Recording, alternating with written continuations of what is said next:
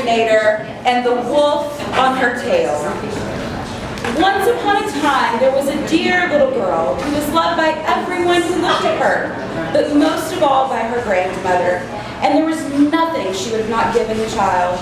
Known for her millinery, the grandmother decided to make her granddaughter a hat as beautiful as she was. She began with the garnet brooch given to her by her own grandmother and fastened exquisite red feathers to the cap made of the finest red beaver fur.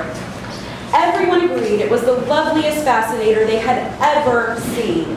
The hat suited her granddaughter so well that she would wear it wherever she went, and soon everyone began calling her Little Red Fascinator. A beautiful hat for a beautiful child, but as she grew into a young woman, it was no longer the hat, but her beauty captivating imaginations. Her pale skin appeared almost luminescent against her dog-auburn hair, and she gazed at the beauty of the world so fiercely, her green eyes sparkled like the midday sun's reflection on the river.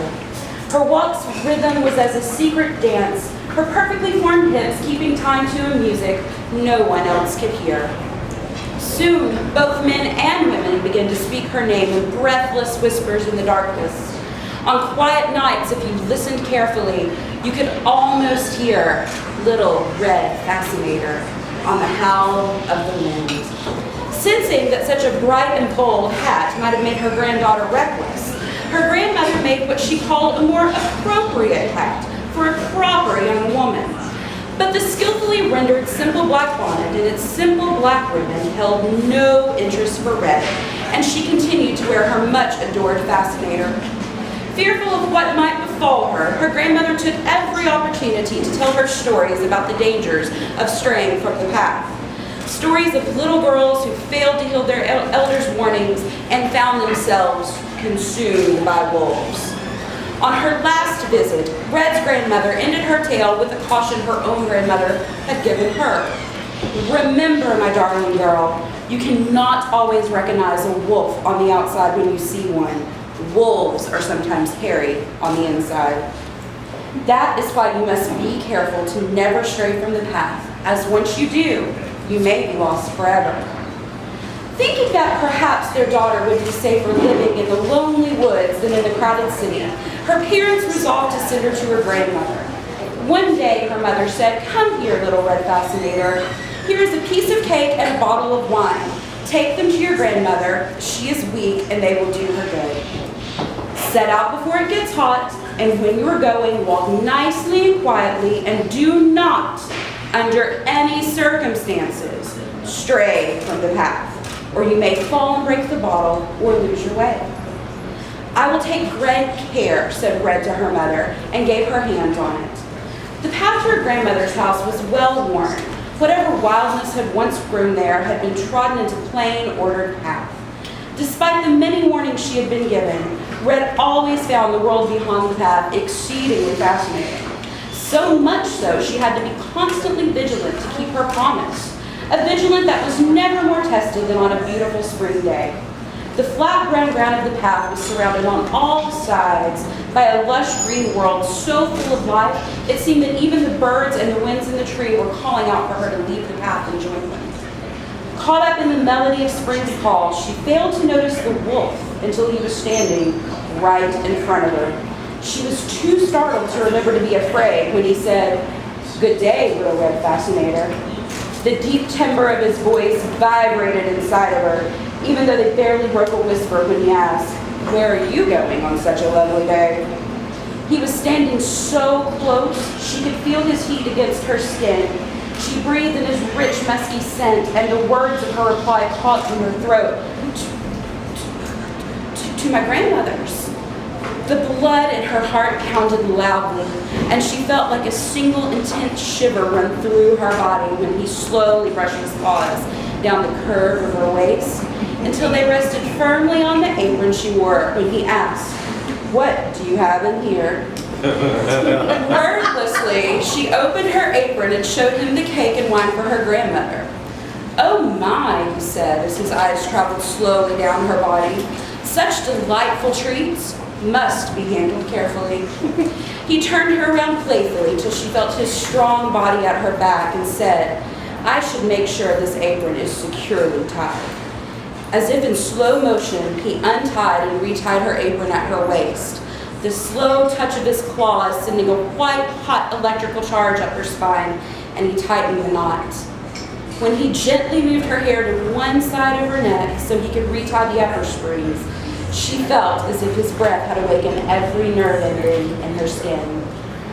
When he had finished securing her apron, she felt his warm lips poised mere centimeters from her exposed neck as he whispered once again in her ear, "Where does your grandmother live, little red fascinator?" A moan escaped her lips as he brushed her hair back into place and down her back with his claw, but she managed to reply, "A good quarter of a league farther on the wood, and her house stands under the large oak trees. The nut trees are just below. You surely must know it." In the silence that followed, Red could hear her own heart beating loudly in her chest. She thought it must be her fear, but she found she had no desire to flee the wolf's grasp. The wolf, whose paws now rested on the curve at the small of her back, thought to himself, "What a tender young creature. What a nice plump mouthful. I must act craftily so as to truly capture my prize." As he stepped away from her with a sigh, Red knew that some danger had passed. But instead of feeling relieved, she felt an unfamiliar ache, as if the air around had suddenly become hollow without the wolf's presence. So he walked for a short time by the side of the red fascinator, and he said, "See how pretty the flowers are about here. Why do you not look around? I believe, too, that you do not hear how sweetly the little birds are singing. You walk gravely along as if you were going to school, while everything else here in the wood is merry." Red smiled, realizing that he, too, felt the siren call of the woods.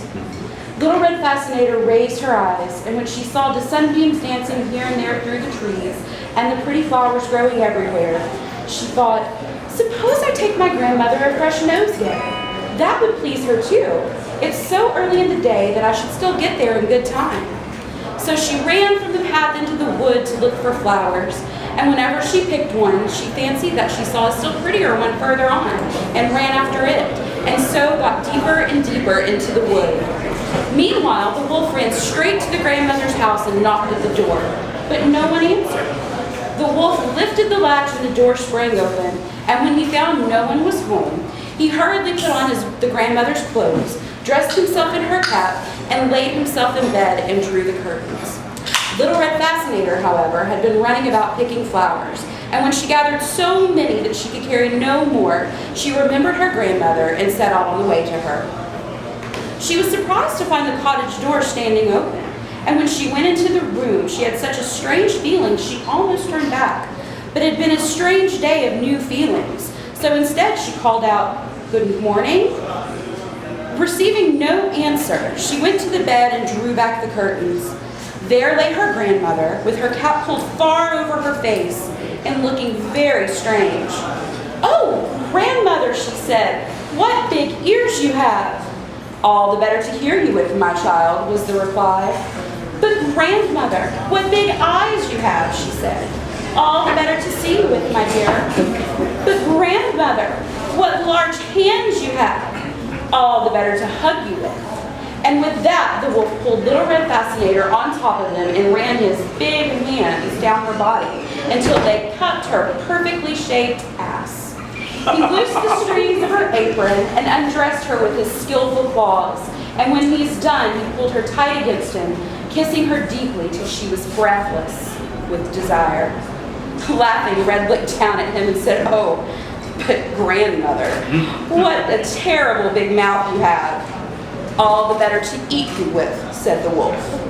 Then he rolled them over, and running his hands up her alabaster thighs, he spread her legs and proceeded to show her precisely what that meant. Later that evening, when Red's grandmother returned, accompanied by a search party gathered from town, she found her bed unmade, Red's apron and torn clothes on the floor, and the wine bottle broken.